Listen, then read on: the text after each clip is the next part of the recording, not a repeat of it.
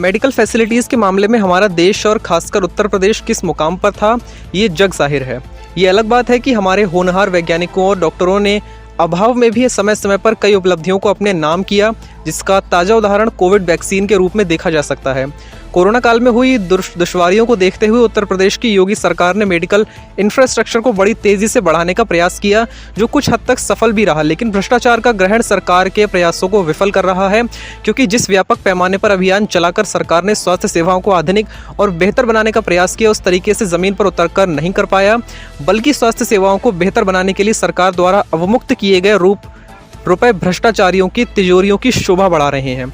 मामला जिले के 3 अस्पतालों के भवन सहित स्टाफ क्वार्टर के रिनोवेशन का है, जिसमें नया प्राथमिक स्वास्थ्य केंद्र मऊ 37.64 लाख व एक डेंगुवा 36.48 लाख और प्राथमिक स्वास्थ्य केंद्र चेतिया के रिनोवेशन के लिए 31.6 लाख रुपए का सेक्शन हुआ था, जिसके सापेक्ष 27 मार्च 2022 को 9.5 लाख प्रत्येक अस्पताल भवन के मरम्मत के लिए अवमुक्त हुआ।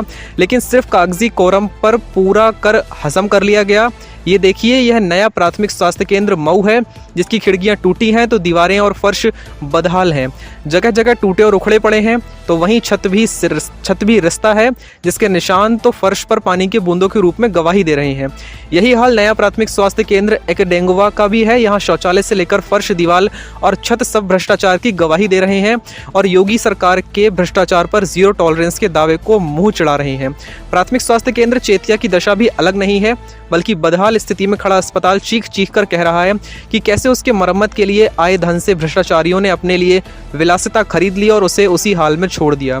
यहाँ के मेडिकल स्टाफ के मुताबिक जर्जर हो चुके दीवारों के पैचेज और शौचालय को भी काम चलाऊ खुद के खर्चे से ठीक करवाया गया है और हल्के से भी बरसात के समय सामानों को इधर उधर छुपाना पड़ता है, जिससे वह भीगकर खराब ना हो जाए।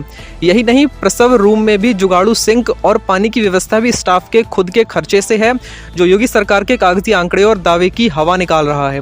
हालांकि जानकारी के मुताबिक तत्कालीन सीएमओ ने नाराजगी जताते हुए दबाव के कारण बैक हो गए, तो वहीं तत्कालीन जिलाधिकारी दीपक मीणा ने मरम्मत के नाम पर हुए लूट को देखते हुए शेष स्वीकृत धन और कार्य पर रोक लगा दी है।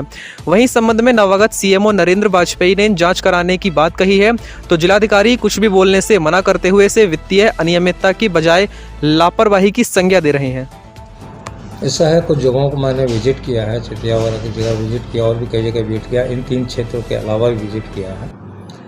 तो कुछ जगहों तो निर्माण कार्य चल रहा है, प्रोग्रेस में है, कुछ जगहों पर निर्माण कार्य शुरू नहीं हुआ। इन जगहों पर निर्माण कार्य चल रहा था, रिपेयरिंग हो रही थी, लेकिन डीएम के आदेश के अनुसार फेस की रिपेयरिंग रोक दी गई, क्योंकि जो निर्माण कार्य या रिपेयरिंग कार्य जो भी हो रहा था वो गुणवत्ता के विहीन था। वो इस वजह से यहाँ कार्य रुकवा दिया गया। आगे मैं डीएम साहब से बातचीत करूँगा कि आगे कार्य को कैसे इसको कराया जाना है, किस तरीके से आगे बढ़ाया जाना है, उसके बारे में डीएम साहब से मैं चर्चा करूँगा। ये जो रिनोवेट हुआ है, जो 9,50,000 पर पीएससी खारिज हुआ है सर, रिलीज हुआ है, इसके अकॉर्डिंग जो काम हुआ इसके सापेक्ष, तो इसमें वित्तीय अनियमितता साफ तौर पर दिखती है। ऐसे लोगों पर आपका क्या स्टैंड होगा? ये तो डीएम साहब के आदेश के अनुसार, जो उनकी जांच कमेटी में जो भी निकल के आएगा वो डीएम साहब करेंगे।